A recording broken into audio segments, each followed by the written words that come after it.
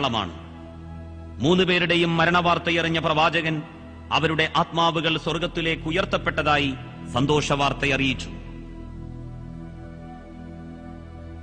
3 സൈന്യനായകന്മാരും ദൈവസന്നിധിയിലേക്ക് യാത്രയായപ്പോൾ ചടുലനും നിപുണനുമായ Khalid bin Waleed റളിയല്ലാഹു അൻഹു യുദ്ധനേതൃത്വം ഏറ്റെടുത്ത് സൈന്യത്തെ പുനരേകീകരിച്ചു. മദീനയിൽ നിന്ന് പോഷക സൈന്യം വന്നിരിക്കുന്നുവെന്ന് തെറ്റിദ്ധരിച്ച റോമാ സൈന്യം പിന്തിരിഞ്ഞോടി. സൈന്യത്തിന്റെ എണ്ണമല്ല, ദൈവിക സഹായമാണ് വിജയത്തിന് നിദാനമെന്ന് ഒരിക്കൽ കൂടി തെളിഞ്ഞു.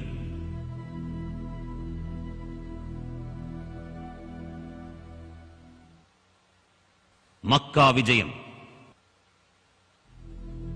മരുഭൂമിയുടെ വിശാലതയിലൂടെ 10,000-ഓളം വരുന്ന മുസ്ലിങ്ങളെ നയിച്ചുകൊണ്ട് പ്രവാചകൻ മുന്നറിയിപ്പ് നൽകാതെ മക്കയിലേക്ക് നീങ്ങി.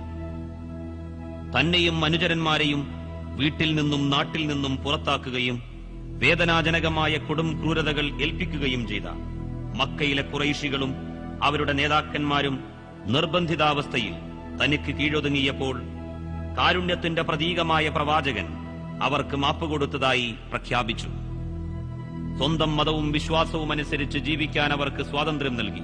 വാളുകൊണ്ടാണ് ഇസ്ലാം പ്രചരിച്ചതെന്ന പ്രചരണം തെറ്റാണെന്ന് തെളിയിക്കുന്ന നിരവധി സംഭവങ്ങളിൽ ഒന്ന് മാത്രമാണിത്.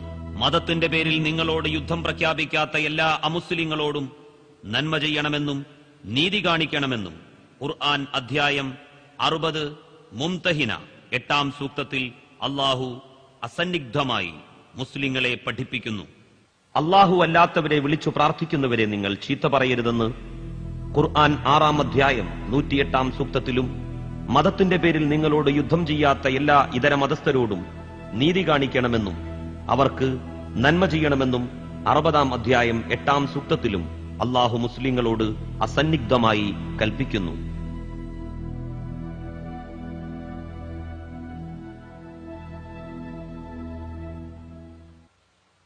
ബിർ ഉസ്മാൻ. മദീനയിൽ കടുത്ത വെള്ളക്ഷാമം പിടിപെട്ടു. റൂമ എന്ന ജൂതന്റെ ഉടമസ്ഥതയിലുള്ള ഈ കിണറ്റിൽ മാത്രം വെള്ളം വറ്റിയില്ല. റൂമായുടെ കിണർ വാങ്ങി മുസ്ലിങ്ങൾക്കായി ദാനം ചെയ്യുന്നവർക്ക് സ്വർഗമുണ്ടെന്ന് പ്രവാചകൻ പറഞ്ഞു. ഇത് കേട്ട ഉസ്മാൻ ഇബ്നു അഫ്ഫാൻ റളിയല്ലാഹു അൻഹു 20,000 ദിർഹം കൊടുത്ത് ഈ കിണർ വാങ്ങി മുസ്ലിങ്ങൾക്ക് ദാനം ചെയ്തു. ഇത് മദീനയിൽ നിന്ന് 5 കിലോമീറ്റർ ദൂരെയാണ്. ഇതിലിപ്പോഴും സമൃദ്ധമായി വെള്ളമുണ്ട്.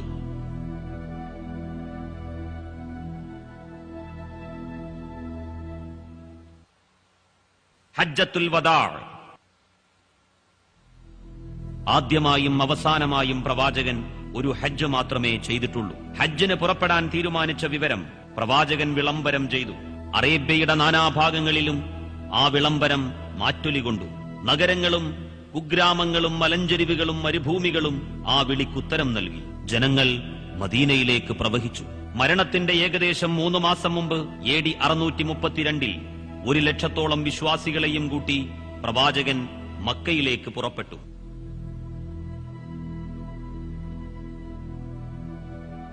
മിനായിൽ മുഹമ്മദ് നബി സല്ലല്ലാഹു അലൈഹി വസല്ലം തമ്പടിച്ചിടത്താണ് ഈ മസ്ജിദുൽ ഖൈഫ് സ്ഥിതി ചെയ്യുന്നത്.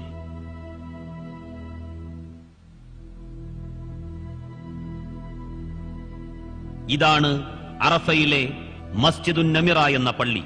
ദുൽഹജ്ജ് 9 പ്രവാചകൻ അറഫയിൽ ഈ പരിസരത്ത് നടത്തിയ ചരിത്രപ്രധാനമായ പ്രസംഗത്തിന്റെ ചുരുക്കം. ജനങ്ങളെ, എന്റെ വാക്കുകൾ സശ്രദ്ധം ശ്രവിച്ചാലും ഇവിടെ വെച്ച് ഇനി ഒരിക്കൽ കൂടി നമുക്ക് ഒരുമിച്ചുകൂടാൻ കഴിയുമോ എന്നറിയില്ല. ജനങ്ങളെ, നിങ്ങളുടെ രക്തവും സമ്പത്തും അന്ത്യനാൾ വരെ പവിത്രമാണ്. എല്ലാ പലിശകളും അജ്ഞാനകാലത്തെ പ്രതികാര രക്തവും അസാധുവാക്കിയിരിക്കുന്നു. ജനങ്ങളെ, നിങ്ങൾക്ക് സ്ത്രീകളോടും സ്ത്രീകൾക്ക് നിങ്ങളോടുമുള്ള ബാധ്യതകൾ നിറവേറ്റുക. മാന്യമായ വസ്ത്രവും ഭക്ഷണവും നിങ്ങൾ അവർക്ക് നൽകുക. അവരോട് നിങ്ങൾ കാരുണ്യത്തോടെ പെരുമാറുക. അവർക്ക് നിങ്ങൾ ആശ്രിതരും പങ്കാളികളുമാണ്. ദൈവിക വചനത്തിന്റെ പേരിലാണ് അവരെ നിങ്ങൾക്ക് ഇണകൾ എന്ന നിലയിൽ അനുവദനീയമാക്കിയിട്ടുള്ളത്. എന്റെ വാക്കുകൾ സശ്രദ്ധം കേൾക്കുക. വ്യക്തമായ ഒരു കാര്യം വിട്ടേച്ചുകൊണ്ടാണ് ഞാൻ പോകുന്നത്. അത് മുറുകെ പിടിക്കുന്ന കാലത്തോളം നിങ്ങൾ വ്യതിചലിക്കുകയില്ല. ദൈവിക ഗ്രന്ഥവും അവന്റെ ദൂതന്റെ ചര്യയുമാണത്. നിങ്ങൾ ആത്മദ്രോഹം ചെയ്യാതിരിക്കുക. എന്റെ രക്ഷിതാവായ നാഥ, നീ എന്നെ ഏൽപ്പിച്ച ദൗത്യം ഞാൻ എത്തിച്ചു കൊടുത്തിട്ടില്ലയോ? ജനങ്ങൾ ഏകസ്വരത്തിൽ വിളിച്ചു പറഞ്ഞു, അതെ. പ്രവാചക തിരുമേനി തന്റെ വിരൽ ആകാശത്തേക്ക് ചൂണ്ടിക്കൊണ്ട് പറഞ്ഞു, അല്ലാഹുവേ, നീ സാക്ഷ്യം വഹിച്ചാലും ലോകത്തിലെ സർവ്വരാഷ്ട്രങ്ങളിൽ നിന്നും മുസ്ലിങ്ങൾ ദേശഭാഷാ വർണ്ണ ഭേദമന്യേ അറഫാ ദിനത്തിൽ ഇവിടെ താമസിക്കുന്നു.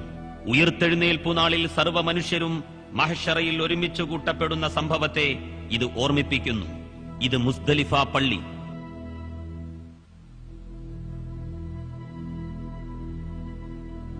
അറഫയിൽ നിന്ന് മിനായിലേക്ക് പോകുന്ന ഹാജിമാർ താൽക്കാലികമായി മാത്രം താമസിക്കുന്ന മുസ്ദലിഫ. മാതാവിന്റെ ഗർഭാശയത്തിൽ നിന്ന് പരലോകത്തേക്കുള്ള യാത്രയിൽ താൽക്കാലികമായി മാത്രം താമസിക്കുന്ന ഭൗതിക ലോകത്തിന്റെ നൈമിഷികതയെയാണ് ഇത് ഉണർത്തുന്നത്.